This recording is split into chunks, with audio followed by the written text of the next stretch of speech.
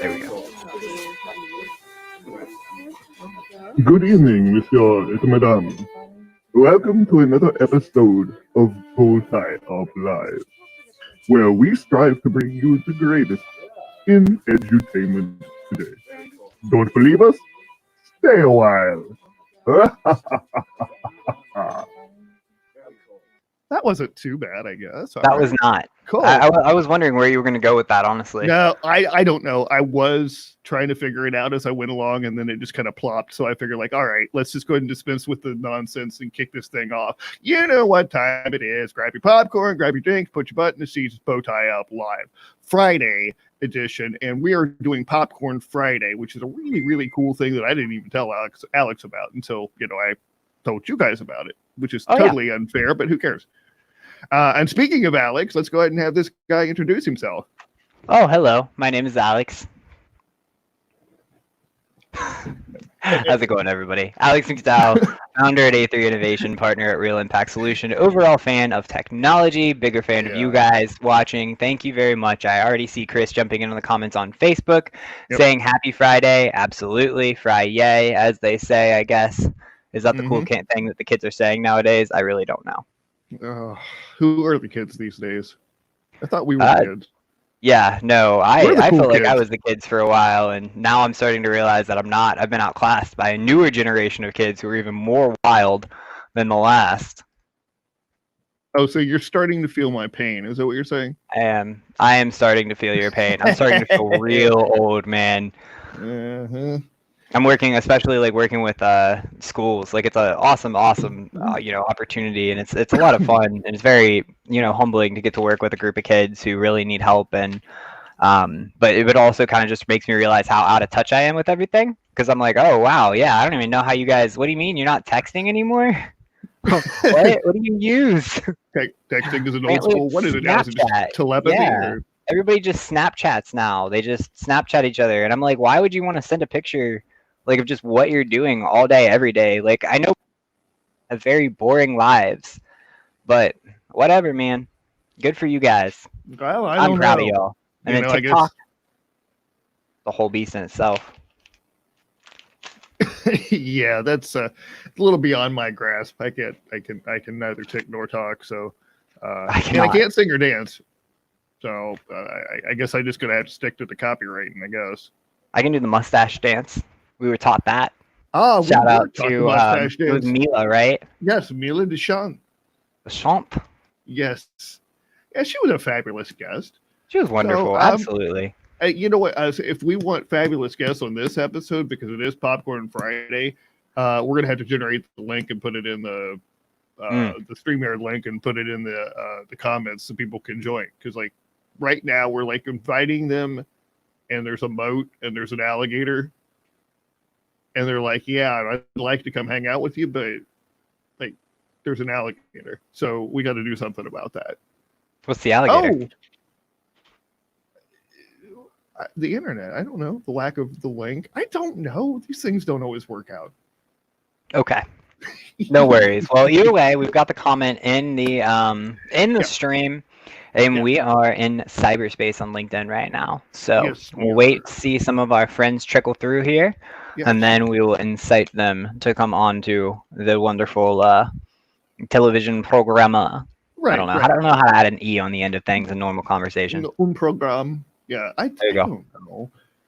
Okay, so the the premise of this whole shtick, because we're trying to keep some education in the edutainment factor, is that for 5 minutes you can come on and get some answers, coaching, smacking around, whatever you want, on copywriting, marketing, branding, or tech. So a pretty broad range of things that we can get into it about. And if you just want to stop by and just just duke it out here for a few minutes or just chill. Or you want to fight with us about something? Oh yeah, you could. I'm totally up for that. But let's give preference to the people who actually want to learn something. So that's my only caveat there. And DBAA, that always falls into play too, because we're the ones with the magic button and you're not. So anyway, Alex has posted the StreamYard link. So the whole thing is that all you got to do, and again, make sure you're don't, put some clothes on. But cool. yeah, because we are on LinkedIn, and I don't think they would approve otherwise. But you're going to be on video, so you just hop in here in the control room. We see you. We'll say hi. We'll do a little chat behind the scenes, figure out what the heck you got plan on getting into, and then we'll let you in. And we'll give you 5 minutes or probably longer to just to ask your questions. I mean, you want to ask me about copywriting? I'm here. This is a freely available thing for you to come on, and I'll help you with copy that you're working on. I don't care. Alex, man, the tech gnome, he knows all about it. Tech and automation, how to make your business easier with tech. And we can cover some, marketing, branding, social media, what the heck we're getting into. One thing that I've been looking at before we get some people on here, just to kick it off, is this concept of dwell time on LinkedIn. And Alex, dwell time? Yeah, I did not. No, that's because you didn't read the link.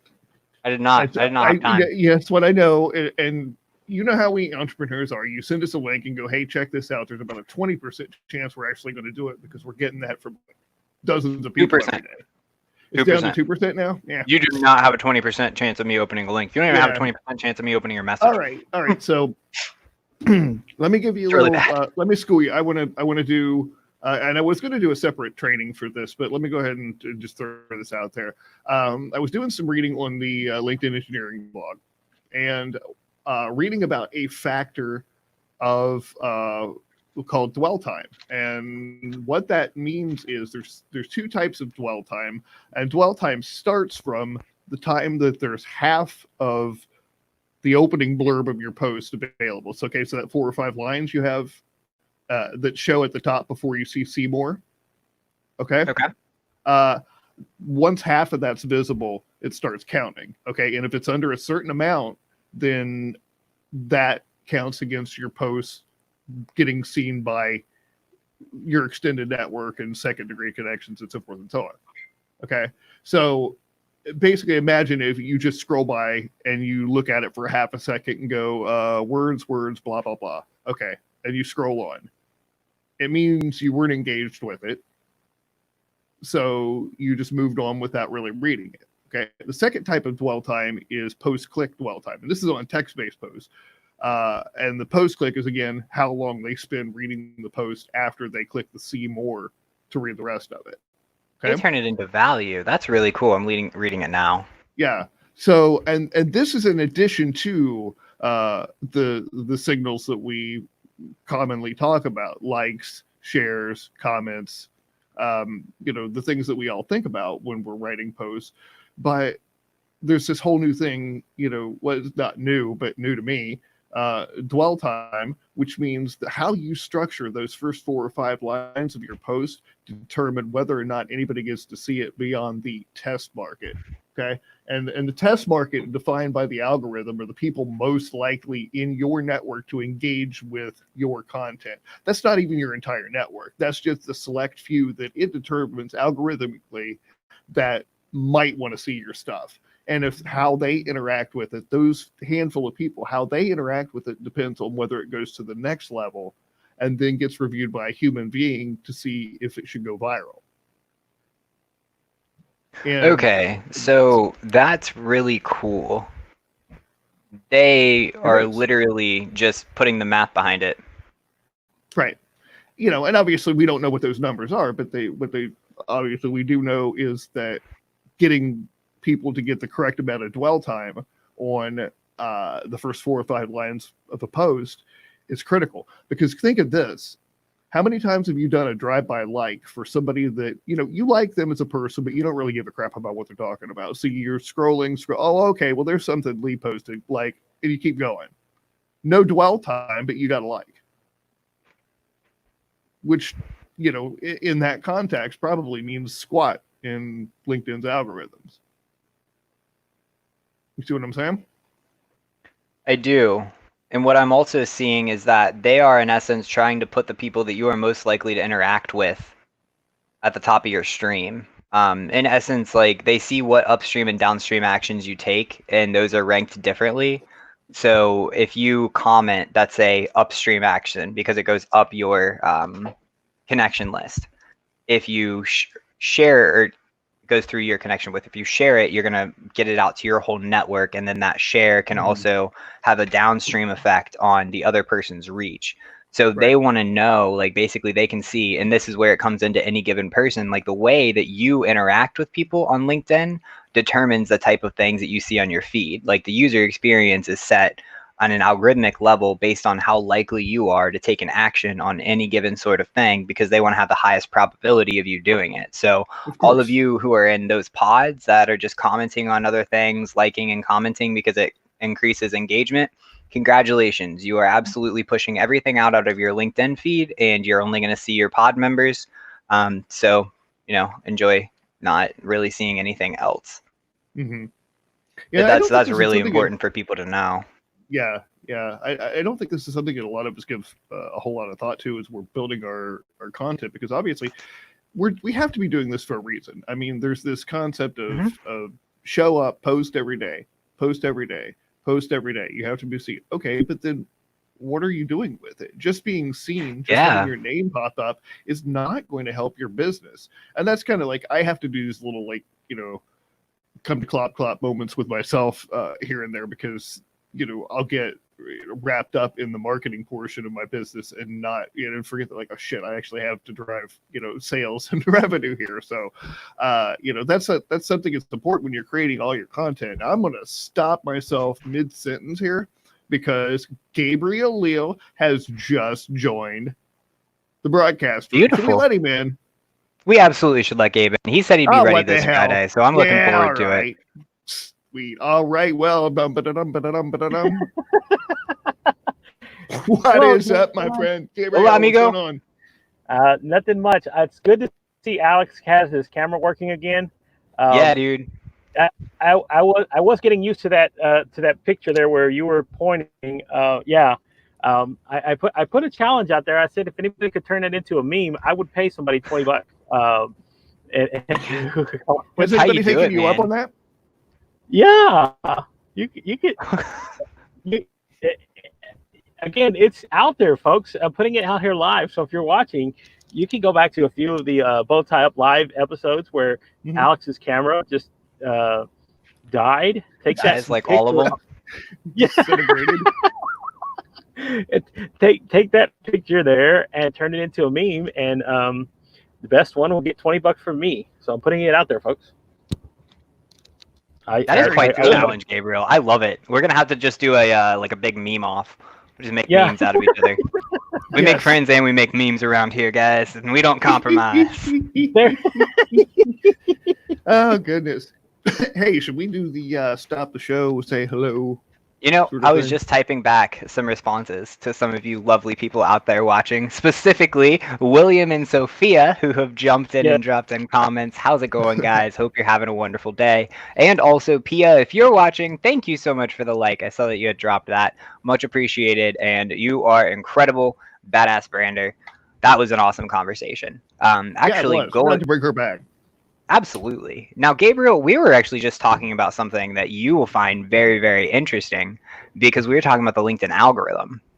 Ooh. And we were going through some updates on the LinkedIn engineering blog related to dwell time and basically how they're categorizing how likely people are to take actions on your post based on like what they do, what your previous posts have done, things like that. Oh, wow. So, that's pretty interesting. When you're sitting there talking about that, because again, one of the hardest things to kind of have judged on LinkedIn since I've been on it, how some posts really take off, and like you could do a text post where you write a whole, paragraph about something, no video, no photo image, and that might get more engagement than one where you're creating content where you're actually doing video and you do a write-up, and yet it still doesn't get as much views, as much hit, as much traffic. Right. So that was always difficult to kind of read to. And again, even if you're sharing posts, you get hardly no kind of traction. Like where people would share posts on Facebook, their algorithm will kick it up if it's something that's real popular, right? They'll put it center stage, whatever it is. Where as opposed to here, you share something on here, that's where posts go to die, is you essentially share something. I mean, I've shared stuff before and I get maybe like 14 views of something, where organically, when it was something that I saw on somebody else's timeline, had so many views. I go, wow, what? I mean, it's hard to read. It's a sometimes thing, Gabriel. There are people I've had people share my work and get more interaction than I did on the original post, which is maddening. But it really just depends, and really it comes down to whether or not they add value of their own to it. If you are sharing something and you just go, hey, I found this interesting, share, you're not going to get squat out of it. But if you make it relevant to your audience, and the key here again, over and over and over and over again, I will say this, is relevance. If it's relevant to your audience and they stop and they interact with it, that's what LinkedIn wants. That's what any of these platforms want. Yeah, and that's something I've been trying myself, right? So I do like you guys, I kind of stream to different channels, right? But what I've been trying to do is also taking a little bit of time out of my day to kind of put maybe 10, 15 minutes of organic content on each one of these platforms. So I'll go on LinkedIn Live, or I'll go on Instagram Live for 10, 15 minutes, have a conversation. I'll go on Twitter Live, do a whole separate, again, conversation on there, jump on Facebook real quick, same sort of deal, just to try to see try to judge what works better.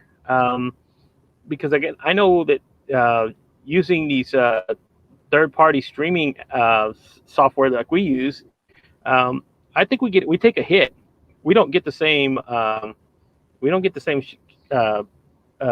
of somebody else who would go live on Facebook and that's all they do. Mm-hmm. You know, I think because you're diversifying your audiences.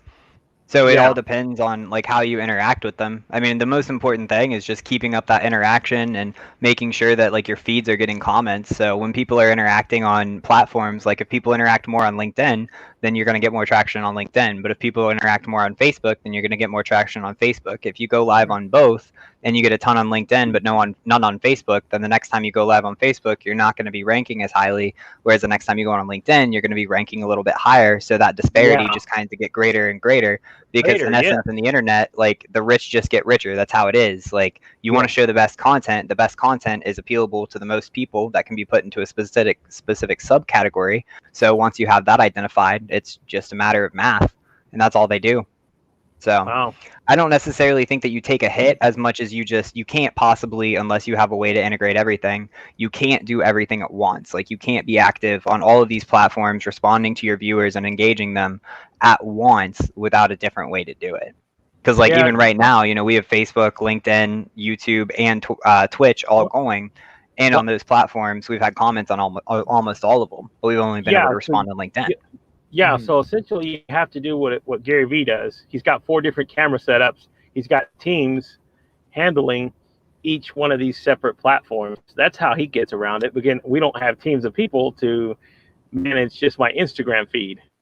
I don't have teams of people just yes and no. Yes and no. At that point. Are you really connecting with people at that point? I mean, not at all. I understand scaling, but in the kinds of the kinds of businesses that the three of us run are not the kinds of businesses where people who are far removed or that far removed are really going to get anything out of it. Because we do talk so much about connection. We do talk so much about building relationships with clients. And then to develop those layers seems almost disingenuous. I'm not saying it's wrong for, whatever. I mean, Gary Vee's aims are different than my aims. I'm just saying for me, I would really struggle to, and I was just thinking about that. I know that a lot of these big influencers, when you get feedback, somebody answers their comments, it's somebody else. It's not them. And it's I understand you have to do that in order to stay sane and not spend 23 hours a day online. But at the same time, it loses something because you can tell. Yeah. Yeah. Oh, absolutely. There's only one of you. You're irreplaceable. Like when you're building a business, you're building a personal brand that you're setting for the rest of the organization as the brand to follow. You know, you're the one who has to set the stride, so to speak. And so when you're interacting, like the objective would just be for them to get a similar experience, but you can't recreate context of what that person's going to say or think. Yeah. So, it's essentially like if, for example, let's just say Lee becomes a super big influencer, and before he would sign your rubber duckies personally, but then he had to start getting them rubber stamped with a, with the stamper because he couldn't sign a million rubber duckies. Like that douchebag from Evil Dead, Bruce Campbell. I don't know if you were around for that story. Yeah. No. Okay.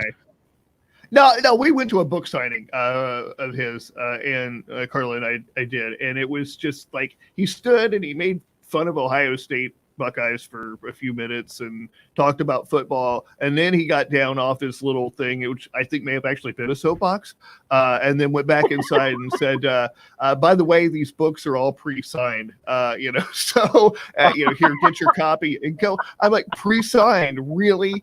I paid how much to stand here and listen to you yap about football? I don't know about football. And then be like, screw you guys. Here's your pre-signed book. Get out of here.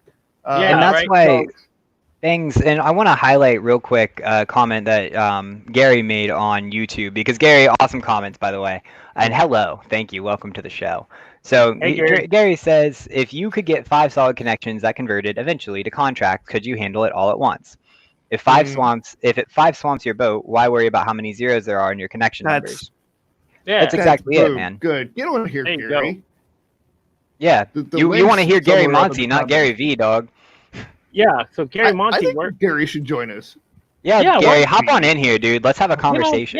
Come on. I'll give you the link. Hold on. This will be good.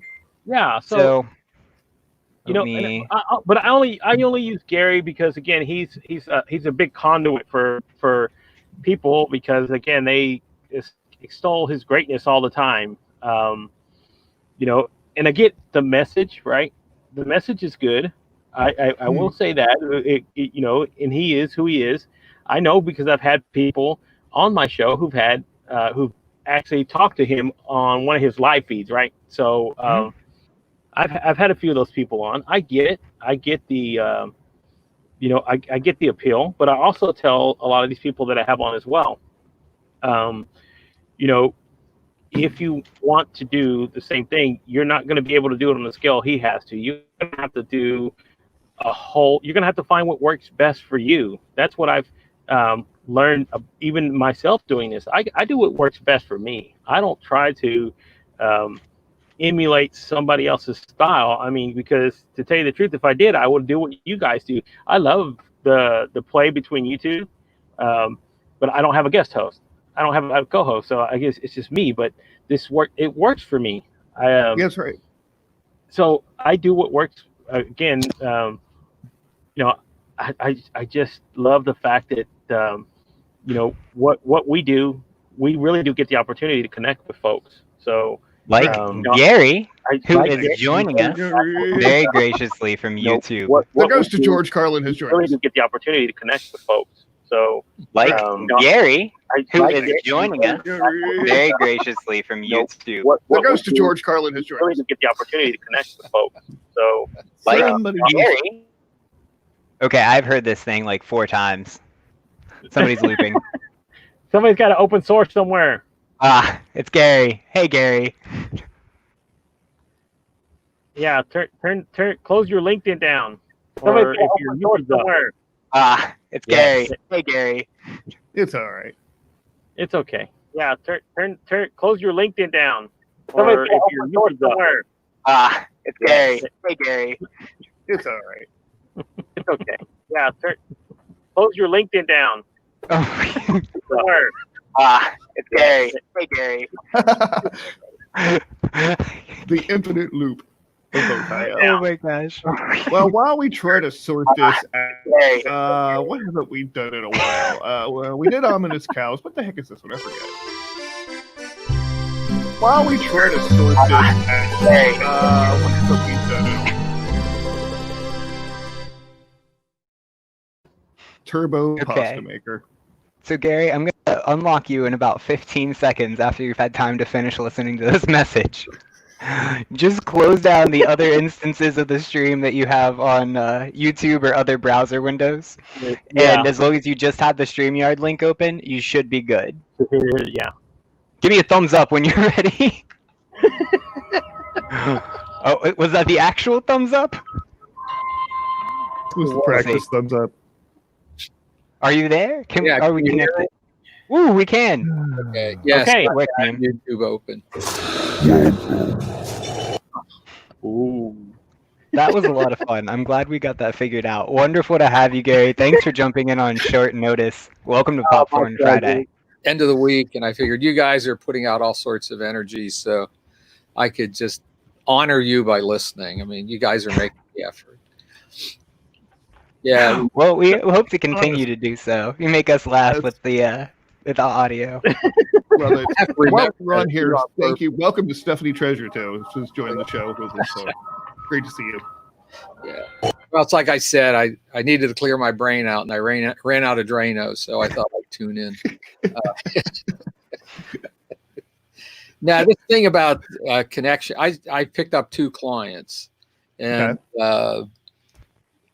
one I got from, actually, I gave a talk, and 6 people showed up. 5 wanted to stay connected to me, and then I do short videos and I send them individually, and I turned a client out of that group of 5. And then the other client I got, it's fairly large. I just knew a guy. I do change management consulting, and he's a sales training consultant. And a lot of people will bring in, when they're syncing, will bring in a sales training consultant, think somehow if they jack up their sales teams, it's going to be phenomenal. And he said, no, you've got endemic problems. And he said, Mike's the guy's name. He said, I know a guy's name's Gary. Anyway, I have a bigger contract than he does now. And I have to admit, I obsess. I've got, I probably have $1,500 in studio lights. I've got 4 or 5 microphones, and I end up picking clients up. I got to be honest with you guys. Serendipity's been the largest component in my career of getting clients. I have maybe gotten one where, like, I got a plan and I'm going to execute the plan and I'm going to go for it, and I got a client. Almost every client I've gotten was watching me from the sidelines, and I didn't know about it. And they said, hey, I saw you did blah, blah, blah. Could you come in and talk? So I just lack the capacity to obsess about Google Analytics and stuff like that. Hell, I can't even name. That hurts my soul. That goes straight through me, Gary. Just kill me, why don't you? What's next? Search Console doesn't matter to you either? I'm going to pile on that one, brother. Well, the thing is, it's all about the story. And the question is, it's a search to connect with the heart of the person that's suffering. And that's the only way you can convert anybody, is you got to get to the heart of the person that's suffering. And it's all about storytelling. And I'm Italian, so I can't stop telling stories. That's just it's just what I do. I don't know. So let's unpack this a little bit, because we have some great comments on LinkedIn, and we're talking about engagement, because I think that the idea, and we can all agree, that we would rather have 5 clients that pay us well, that we get to work with and we work well with, than 50 that treat us like crap, or 500 that treat us like dirt. So some of the comments on LinkedIn that we've been getting, because we were talking about dwell time, the LinkedIn algorithm, how they determine what's useful, what's beneficial, how likely somebody is to interact, all that analytics that nobody wants to pay attention to, about us techie guys over here just engineering your world around you, showing you targeted advertisements with it. So that's how we can connect your story, not in that way. But what I'm saying is that there's a lot of math behind it. There's a lot of confusion behind it. And your ability, both you, Gabriel, you, Lee, and you, Gary. Wow, that was 3 really hard names for me to say for some reason. All of you guys have a very unique ability to connect. And connecting in that way and being able to really wrap people in is the key to success. It's the key to building your business. It's the key to building your relationships. And ultimately, when you talk about serendipity, like, I can completely agree. Like I have always, every time I've lost, well, 2 accounts in the entire time I've been in business. One was just doomed from the start. It was just stupid. And the other one was one of my earliest clients, and things just changed and it didn't work out. And I was really upset about it for a minute until I replaced it almost within the next week with something that was twice as much income. So it's like you worry about these things and they ultimately don't matter. But when you talk about connecting with people, how do you guys do it? Sophia says that for her, it's still confusing, the whole process of posting and engaging. She usually posts or engages when she has something to say and doesn't want to write totally agree or you're right and finds it a bit boring. Still hasn't figured out which posts or types of posts attract engagement, and I don't want to write something that does not shout Sophia. And that echoes myself, who was silent for I don't even know how long, because I felt the same way. So you guys, I would love your insight and wisdom here. Rack it down for me. What do you think? It's easy. So- Compare it to your sex life. Boring and uninteresting? There you go. So take this frame of mind you're using on analytics and overlay that on your sex life. And how much sex would you get? I mean, I'd probably be too detailed You about wouldn't how. get any. Yeah. He's diving in the weeds. Oh, so It's about it's the story. You got to find someone that resonates at the frequency you're delivering your story. Oh my God, I'm turning into Lee's mouthpiece. right. We all do eventually. Yeah, exactly. But to your point, Gary, yes, I think I agree with that 100%. I don't have tons of followers, but I connect for quality. I connect with people who again resonate with what I do, and whose messages that I see on my feeds will be about stuff that I love to talk about. So when I engage on their post, right, I always make sure it's something that I would love to share. It speaks volumes of what I love to share about myself and how it connects with me. And that's how I built a lot of people relationships that are now that blossom and are people that are actually on who become guests on my shows or become really close friends in real life. So when you talk about that, Gabriel, how do you always be you? You know, I think that's a question that not many of us ask ourselves, is like, how do you do it? Like, how do you connect with your authentic self to talk to somebody online on LinkedIn? How do you know if it's authentic to you? Well, here's what I usually do, right? If I can't say what I want to say to somebody out loud, then I wouldn't want to share that with somebody I like in that. a post or anything else. So if it comes from my mind and I wouldn't say, you know what, I cannot say this out loud, then I wouldn't share that with somebody. I will share what I know. Again, it comes from my heart, from where it is, because I'm a person that wears my emotions on my sleeve.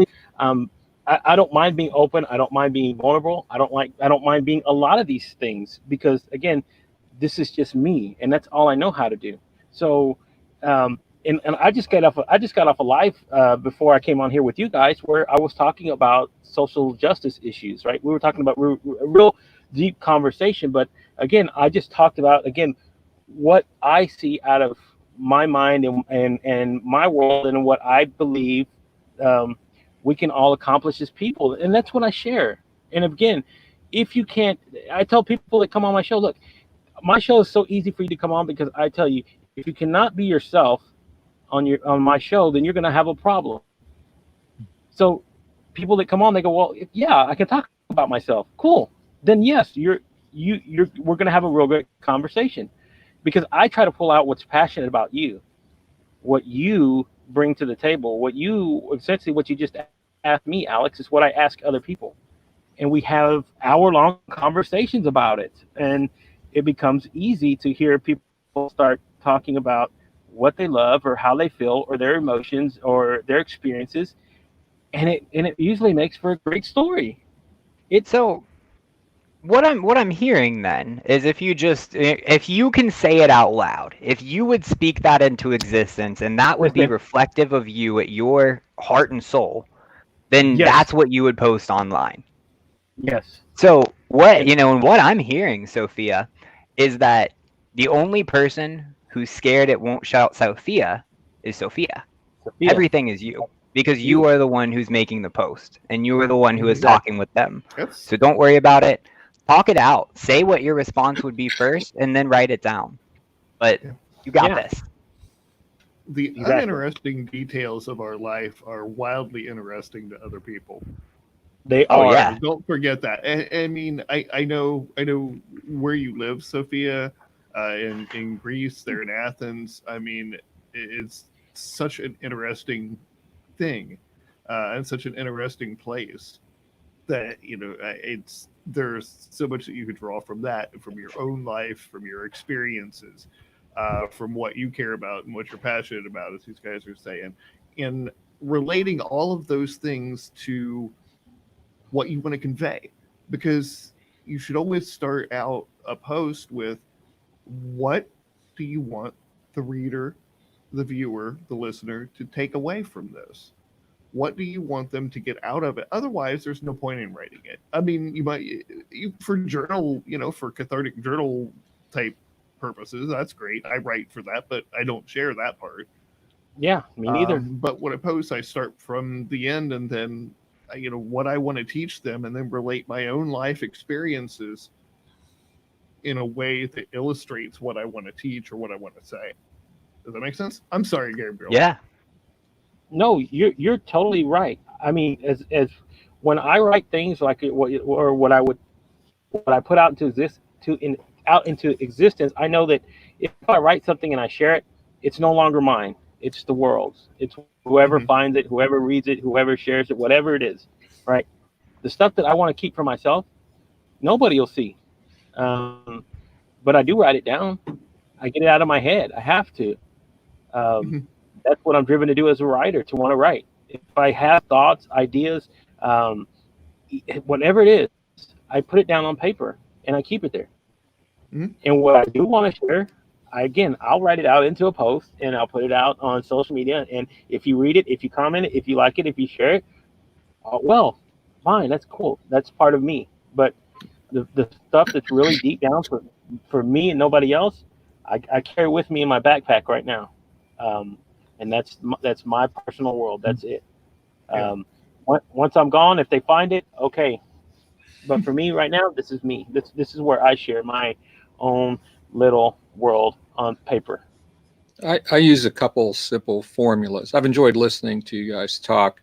I go back to mythology. I really like mythology. And the definition of mythology is we each have individual experiences, but because we all have two kidneys, one brain, one heart, etc., there's a commonality associated with that. And the example I always like to use is a group of women who have delivered a child.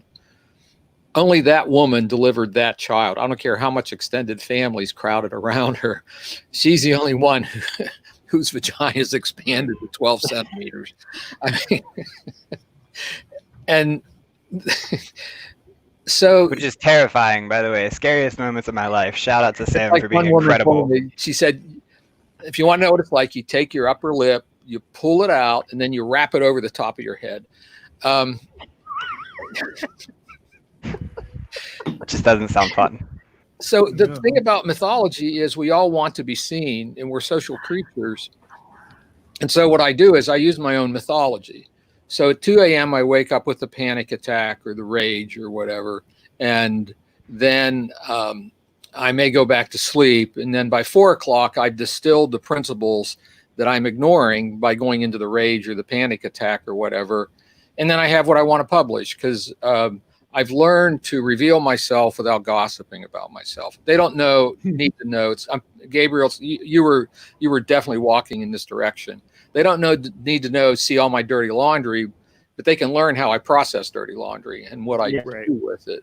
And the other thing is, I'm Buddhist, and I thought Sophia's question was really good. And Alex, your concern about how do I know I'm being genuine? There's 3 things I look at. Am I attaching to something? Like, am I just going online because I need a customer? Okay, forget that. Am I repulsed by something that, I just want to get away from worrying about where my bank book is or whatever, so I'm going to do a podcast now just to run away from that fear? Or am I engaging in indifference where I'm so prideful and I think I'm king of the hill and I don't give a rat's ass about anybody, so I'm just going to produce some content. So if I'm either wanting to attach to something, which is lust, if I'm repulsed by something, which is either fear or rage. By the way, I distinguish between rage and anger. This is really important. Anger is when a behavior is out of balance. Rage is when you attack somebody. So if I'm engaging in rage or fear, if I'm engaging in lust, or if I'm being an indifferent dickhead, okay, Gary, don't write anything. Turn the microphone off. Turn the camera off, because it's going to be pure crap, whatever I make. So that if I'm comfortable that I have let go completely and I'm present, I take my mythology and I think, who would benefit from my story? Separate from whether or not I get one penny out of it, who would benefit from my story? And I'm picking up on what Lee was talking about earlier. And then that's what I write. And you know what? I don't care what anybody thinks at that point, because I know I'm connected. And once I'm connected, whatever I write, it's going to be good stuff. So, Gary, sorry to interrupt your flow, because this is honestly enlightening. Like, I'm taking notes because it's incredible. I love your definition of rage and anger. That's very deep. So awesome. But how do you not let other opinions get into your head? And what I mean by that is not in the traditional sense of we're all taught like, oh, sticks and stones can break my bones, but words can never hurt me. But we are in a content-driven society where we are expected to put out content consistently. So how do we continue to not care about the feedback? And I'm not saying constructive feedback, but how do we not take it personally if I do, I write the copy that I'm very proud of, and then my client rips it apart? Or I post it on LinkedIn and I'm like, wow, look at this awesome win. And then they're like, oh, this is actually a total loss. Like, how do you not let people point a finger at you and tell you that you're not good enough? By letting go of being concerned about what they say. You just gave an example of attachment. So what happens is there is no Alex. There's just a reflection of the people you're worried about. So whatever you write will not be any good. Yeah. So and again, like just like what Gary was saying, that's I usually do it like this. I know it sounds kind of crude, but I say, how many fucks do I have in my hand? No, so let me check my wallet. Out of fuck bucks for the day. But again, true. Just to what he's saying, there's a difference between constructive criticism and then not just caring about. Again, that's what I say. The same thing. When I put something out into the world, I don't care once it's out there. I did it for a reason, to share it for that reason. You take it however it is. It's like people when I tell them watching my show, if you don't like what I'm talking about, if it doesn't resonate with you, leave. Yeah, it's your option. I don't have to. I don't placate to a certain audience. How many times have you heard this, Alex, on other YouTube channels and everything else? What's your niche? How are you going to niche down? What are you going to do? I love the niche questions. So my battery died. I melted my camera again. It was going to happen. Put up the meme. I want to see. Anyway, I got you. Made it through this time. Yeah. So, but again, like I was saying, to that point where if I create my show for what I want to share with people, if people find value and it resonates, the message, whatever I'm sharing with it, great. I've done what I wanted to do. But if you're asking me to, hey, you should concentrate on talking about, just the one certain thing. Again, that's not me. That's not how real relationships go either. I mean, here we are talking. How many different topics have we talked about? So that's not how life really goes. I don't sit here and have to have if that's your business and that's what you want to do, fine. Go make millions of dollars doing that if you're trying to do that. But for me, again, I'm different.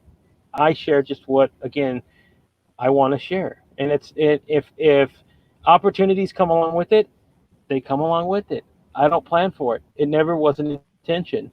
My intention was to build a forum that I can share what I find passionate about in my life with people, and hopefully find people that will resonate with, and that's all I connect with. Right. And it's work. Yeah, people run the word niche in the wrong direction. Mm-hmm. They show up empty and they say, let me scan to see what I can do that'll make me money. That's the wrong direction. Mm-hmm. They should do what you're talking about, Gabriel. They should go inside themselves and say, who am I? And what uniqueness do I bring to the world? And then that's your niche. Your niche is actually yourself. Is it? That's it. People get niche backwards. And that's where when I start hammering Google Analytics and all that, once I know who I am, I don't give a shit, because I know what my message is. And what Gabriel said, I'll just look to see. Let me tell you something I had a really hard time in my life doing. It was learning how to give a gift. And content is a gift. And let me tell you what I finally got to, because I'd be very conditional. I want to say, oh, do they like the gift? What do they think of the wrapping paper and all that? And finally I got to the point, and I do this whenever I go to give a gift, whether it's to my wife or Christmas or whatever. I go through this routine. I get the gift, and when I give it to the person, I'm prepared for them to take the gift, throw it on the ground, stomp all over it, pour lighter fluid all over it, set it on fire, and I say, wow, it looks like you're having a hard time. If I can't do that, I will not give the gift, because it's not a gift. It's about selfishness. It's about me wanting to be seen. Well, who the hell wants to listen to someone that wants to be seen? Well, I guess 80 million people on Twitter the last time I saw it. Yeah. But yeah, I digress. I shouldn't go in that direction. Content might get blocked. Here's a concept, Alex. Maybe we need to all just put up memes of ourselves and just have the audio in the background, because I have a hard time just looking at the picture and hearing the audio come from behind it. I think we should make them I think we should have those avatars and make them interchangeable, so it's the voice is not matching up with the. Yeah. Just wait, guys. Better. I got you. So yeah, I got you. When my battery comes back, I got you. Yeah. Oh no, I got something even better now. I got two of me. Oh God. Oh no. We're doing this. Yay! Turning into a triple. Oh God. Run. Camera melted. No worries, guys. How about that? Is that better, Gabriel? Let me see what else we can break. Nice. Do you want to make me like a screensaver bouncing around the screen? Would that help? Like, I might hit the corner. I've had a great Friday. I've had 2 different live shows where we talked about vaginas, and now I get 2 hours. It's great. This Friday has been one of the best I've had in a very long time. See what we're doing right now is what counts. I mean, I have 2 clients now that are CEOs. I'm coaching 2 CEOs, plus I'm consulting to one of their companies. So this is as serious as a heart attack. So I can do balance sheets and income statements, and I can talk some Lean Six Sigma and all that. I mean, I can get hardcore, but that doesn't matter, because what comes first is, where's your heart? Because commerce is one and only one thing. It's one person meeting another person's needs. That's all it is. So if you don't know what the needs are, shut your yap. Stop. Right. You can't sell somebody something without actually knowing who they are or anything about them. It's just inauthentic. You can't solve any problems that way. And then in the end, you're not selling anything, because you're satisfying a need. Selling your soul. Well, to me, your customer's experience out. I want a pack of gum, and I go to the local 7-Eleven. I don't care if the clerk has just escaped from prison, as long as I get my gum for 50 cents. That's what sales is. Sales is just a transactional exchange. What we're talking about is process. We aren't talking about transaction. We're talking about connection based on process. And you got to do the stuff that we've been talking about. And it all starts with being yourself and not worrying about what anyone thinks. And it's hard, because another key element I found is humility. There's a real important concept in Buddhism, and that is, you will absorb whoever you hang with. Yeah. So if you keep on reading a bunch of hypercritical people that are jerks or whatnot, you're going to become one yourself. And at some point, you just have to step away from the analytics, and you have to say, who am I? And don't get me wrong, the analytics are fine when you know who you are and what message you want to put out unconditionally. But going after analytics ahead of time, So humility is really important. You can only absorb so much, and then you got to get away from that crap and then hang with people. It's better to fly with eagles than strut with turkeys. Uh, I guess I'm saying be humble and be selective. You know, just hang around like with the people in this room, and nobody else really matters, right? I mean, That's very selective. Right. Not quite the most humble of choices, but you know. yeah. Sometimes you got to take what you're stuck with, right? You know. Isn't that Right.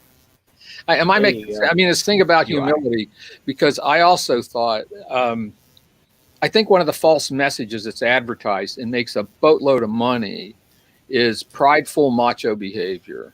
Oh yeah, toxic masculinity.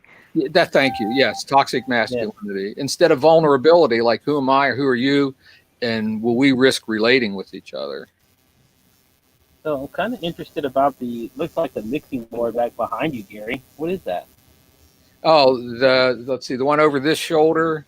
Yeah, that's I can put 12 mics in. I've gone to conventions and recorded people talking and stuff like that. So I'm always interested in the technical part too. So that's why I love Alex's spiel sometimes, because he goes real technical what we're talking about, and then you start seeing Lee look off to the left and pretty much. You know, I get techie. Yeah, damn it. I got to tell you, what's really funny is I've got 2 high-end prosumers, almost studio cameras that I don't want to tell you how many zeros were in there. And you know what camera I use? My $70 Logitech C920. How are you connecting your cameras to the computer to stream though? How? I got AVIOs that I can connect to the computer and run them through USB. What type of USB 2.0? Because that just might not have a strong enough connection. Damn it, my camera melted again. Actually, the battery exhaust. Actually, 2.0 runs fine. And one of the things that I do, I'm a bit contrarian. I will run at only 720p sometimes, because most people are not attentive enough to see the level of quality if I go higher than 720p. Yeah, what more do you need when you're sitting here doing like something like this, where you have a live stream on and 720 is fine, just enough doing, because I have the same Logitech camera, and it's 1080 that you can go streaming with. So, but I don't have to go 1080p. 720 works enough quality with like what I do with my live streams. I don't have to go super high def. Unless I'm like, again, I don't have to really go like 4K, ultra 4K HD for if I'm creating native videos and that's what I want to really concentrate on, and that's the thing. Okay, cool, right? But again, with live streaming, I don't have to have it super high quality. Most of the people coming on here anyway are just about the content and what you're sharing. Only thing I tell anybody that does any kind of live stream, just have good lighting. Good lighting will save you plenty of times. I've seen videos. Like even in my car, it's not ideal, but I try to get it as much daylight in here so it looks at least decent. Usually, like in my studio, I have plenty of lighting in my studio when I go live. And if I choose between the microphone and the camera, I'll put more money into the microphone. Because people are irritated faster by bad audio than they are by bad video. That they are. Yeah. Mm-hmm. Now, I'm completely opposite of every single one of you guys. I'm literally working on a project right now where we're going to be streaming in 4K 60. I'm buying fiber optic HDMI cables just to make it happen. Yeah, no, it's like it's a sin to my soul to not go for the best quality that you can get with technology. The brain can't process some of that. The problem I'm so sorry, Gary, you cut out. The technology is exceeding the capacity of the retina. Yeah. Oh, yeah. 100%. And so I saw something about 5K or even higher. Why? My brain 8K is next. My brain can't process it. In fact, my AV guy that set up I have a media room, and when he set up the TV and all that, he said, "How far back are you going to sit before we pick the TV?" And I said, "Why?" And he said, "Well, because your brain can only process so much. And if you're going to be 15 feet back, we're going to knock about $3,000 off the TV, because you don't need that more expensive TV, because your brain won't see it." And you know what? He's right. And he went. I mean, this guy, he's pretty cool. Actually, it's a team. These two guys, and so they got into the neuroscience of optics and how much can the eye actually see? What's the resolution of the eye, and how much can the brain process? So when they set up AV systems for people, they get into the neurophysiology of hearing and of seeing, and they have a long list of very satisfied customers. And what's interesting is plenty of satisfied customers, though, by convincing them to go with a less expensive product because you believe that the quality being lesser is going to be able to relate to more people because they're not expecting a platinum standard. But I'd rather, go for Lamborghini sales than Honda Civics. It's a little different than that. What they want is if one of their customers goes to someone that has a higher end system and they come home and they still like their system, then they serve their customer well. Because I think we all know, I've been sold on stuff that I thought was the greatest thing since sliced bread, and I didn't know, blank from apple butter about the product line. Then I go to one of my buddy's houses and he's got the upscale or whatever I bought. And I go home and like, oh God, this is a piece of crap. No, what these guys do is they match the environment. They match the product with the environment and the people's listening and viewing experience. I think people get sensitive over time and they start differentiating. Anyway, I was just going to ask Alex, so what kind of computer processing do you have to run all that, what you're going to plan? It's actually not the processor, but the video card that you need to be able to handle the encoding. I believe we went with a 2080. So pretty much same as mine, like 8 gigs of video RAM. And even at that, it's still like it's pushing it because for a 4K stream, it's like per hour 19 gigabytes of data, whereas an HD stream, it's forget the exact number, but I thought it was like under 1 gigabyte. I have the exact numbers though. I'll get those because that was fascinating to me. We've been having to deal with a lot of like the encoding settings and things like that. So, well, see, 1 hour of 1080p is somewhere between 2.5 and 3.7 gigabytes, I think, if I remember correctly. But it's do you have water cooled computer? I mean, the heat. Oh no, we have a bunch of fans though. So yeah, we didn't go water cooling just with budget constraints, but we'll be good. Yeah. By the way, I'm as geeky.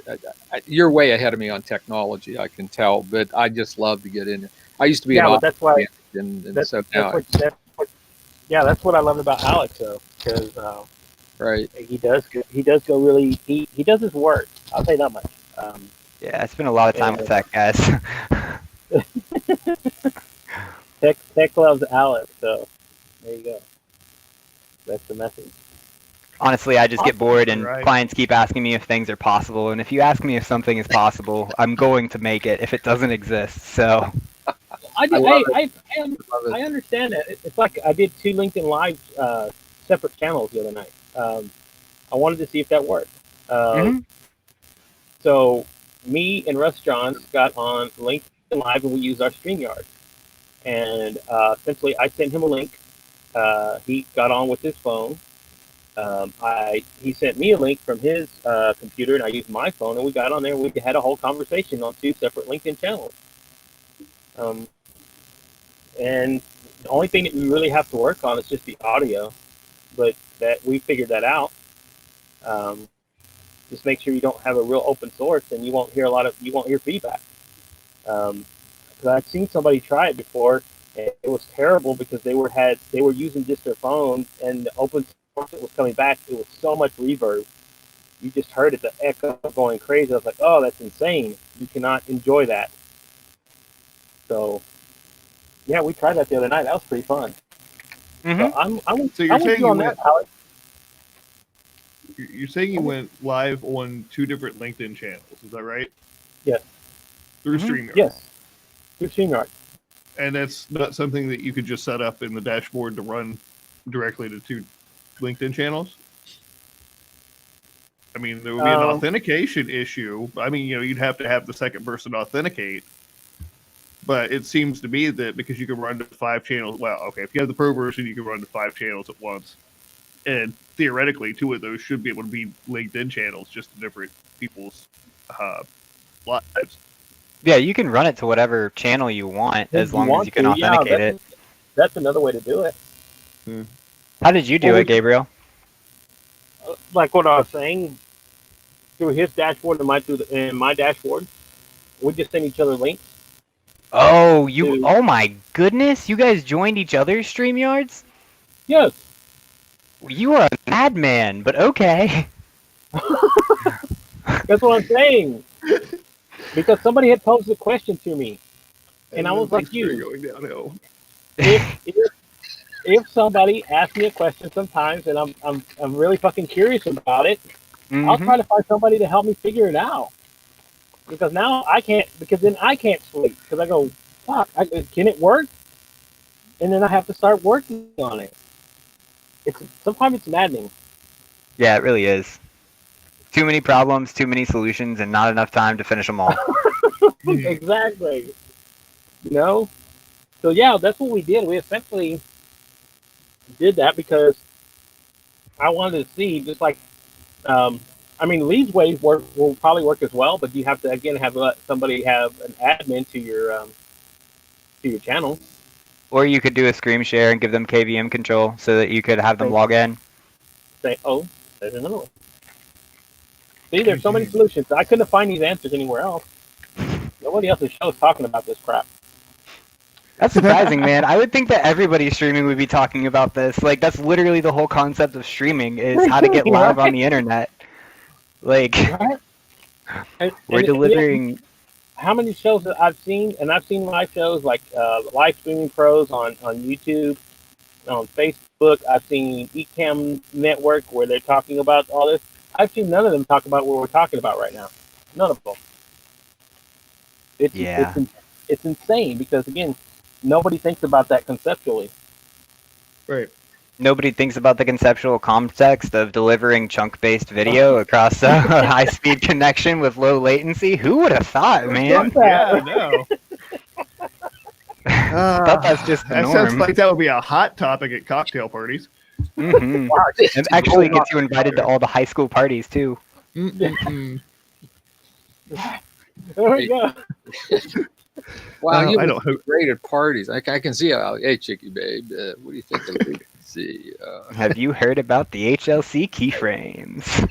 Booyah! That's why I had to pick up. Silly son. That's why I had to pick up the. That's why I had to pick up the creative aspect of my own personality so that I could have something to talk about. Because if I talked about all the other stuff, I'd get to look away and go, oh, okay, cool. I need another drink. I'll be right back. Right on. But you know what, guys? Not to like rush this here, but I've got a very important place to be that closes in an hour. That's right. We're not gonna disclose where that is because it's in a outside of the Batcave. Which one do you think? If I could just do a little more, this is kind of a Joker look. It is. I just had that thought. Something. I think I need a little different pocket square though. This one's I can't do green because then it would just be see through with the green screen. I just need a white so serious shot. What? I just need a why so serious. We could do that. Yeah, why so we can serious? do that. We can do the face paint and everything. I don't know. I'll even shave the scruff. We could try that. Yeah. To do a Riddler. Just show up looking like the Joker. Is it the Joker or the Riddler? I'm not up on my. The one who's serious about things? With a big smile? Almost like a clown? The one that, yeah. Do they not make people laugh, or do they tell riddles? No, I think the Riddler was something else. This has been like the best I'm Friday talking about ever, the one that Heath Ledger played in Batman and like way the hell back. That was the Joker. That was the Joker. Okay. Yeah. Would a Riddler walk into a hospital in clown paint and blow it up? Riddle me this. I don't know. Riddle. Next time on BowtieUP Live. No, anyway, so we got this thing. So, and I'm sure everybody's itching to get onto what they're doing. So, I'm thinking maybe final thoughts, wrap this up. Wish everybody well and all that good stuff. All right, guys. Go. You all know the drill. Or if you don't, I'll go through explaining it just like we will every These time. guys know what to do. Now we go to final thoughts. You get 60 seconds, a minute and a half, or however long you'd like to leave our audience out there with a lasting impression. It's Friday, and before we close the day, Gabriel, as the first person to join us, you will be going first, and we will go in counterclockwise across to Gary, and then Lee, and then myself, and then we'll be good. And when we come back, I will have to remember that Lee gets the final thought. Without further ado, Gabriel, here you are, my friend. Right. Thank you, everybody. So, first of all, again, when I came on the show, I threw out the thing that if you saw the camera meme the meme that the picture that Alex puts up whenever his camera melts. I'm throwing this out there again. $20 to anybody who can be the most creative meme. Direct message me on any of my social media platforms. I would love to see that. And again, of course, hey guys, if you're out there and you want to connect with me, I'm more open to connect. I love sharing stories, thoughts, lives. I find all that so interesting. So guys, reach out to me. You can find me. I stream 5 nights a week. Send me a direct message on any of my social media platforms, guys, and watch BowtieUP live, because again, these guys are doing something very fun and creative that not a lot of other streamers are actually doing. So that's my final thoughts, gentlemen. Whoop whoop. Thank you. Gary, you are on the clock, my friend. Well, this was great. End of the week, brain is fried, particles floating around, pieces of brain matter floating around through my spinal fluid, and I needed a spaghetti colander to run that spinal fluid through to screen out all the crap. And by God, you guys you made my day. I always like talking with people that are authentic and call out bullshit. And this was just very, very enjoyable in that regard. Mr. Rowley. Wait a minute. Oh, okay, sure. So I thought you said I was the final Yeah, one. you said he was the final one. Okay. That's why I was just like, oh crap. Give me a second. Okay. I got you. Let me just wait for my camera to unmelt. I mean, I can go. It's totally cool. I always wondered if the Marx Brothers had a live stream show, what would it look like? Boy, my question's been answered. I don't know. Yeah, Buster Keaton. If Buster Keaton were alive today, that's the best image of you I've seen in a while, Lee. There we go. Whoop, whoop. What's that? Now I'm back up. It was a black screen. Oh yeah. I don't know who the persons are that you guys are talking about, but that is nothing new. So my final thoughts definitely revolve around making sure that you remember who is going to do the final thought, because that gets really tricky, and then you click the wrong option.